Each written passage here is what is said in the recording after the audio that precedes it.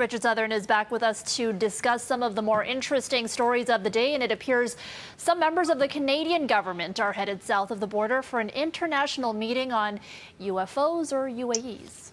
Yeah, Erica, first of its kind international meeting being held at the Pentagon, the U.S. military headquarters, about unidentified flying objects. And yes, the Canadian government has confirmed its attendance at this gathering. Reports say it'll be about sharing of information on the subject of UFOs, or UAPs, if you will, with U.S. allies, including the United Kingdom, Australia, New Zealand, and, yes, Canada, though the exact details of the meeting are classified.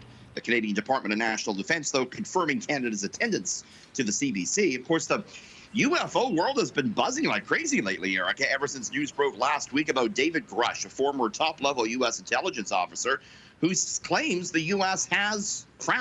government has craft from not of this world, at least 12 craft. And he said he submitted a whistleblower complaint to the U.S. Congress with what he claims is classified proof. So every single day we're seeing some more news on this wild subject here. Interesting. Okay, there's a new invasive species in town. This one kind of makes my skin crawl a little bit. Some conservationists, though, are saying it could pose a danger to our ecosystem, Richard.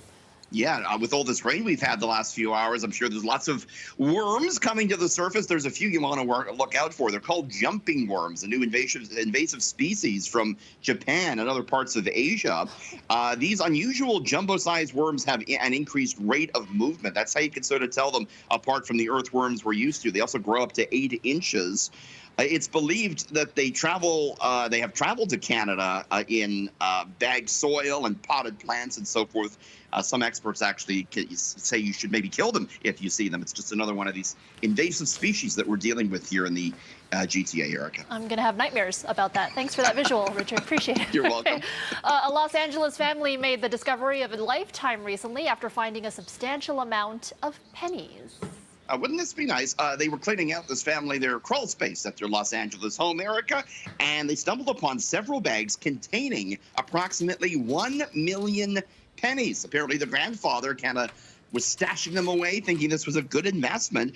It's about 10,000 cents worth, but these are not your regular pennies, which are made of zinc.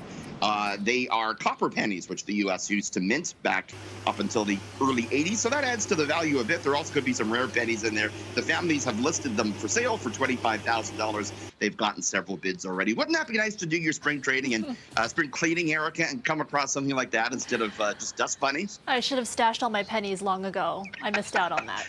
Yeah. We did. We got rid of them in Canada. We don't even have pennies anymore. Yeah, we did. Okay, thanks, Richard. We'll see you tomorrow. See you tomorrow.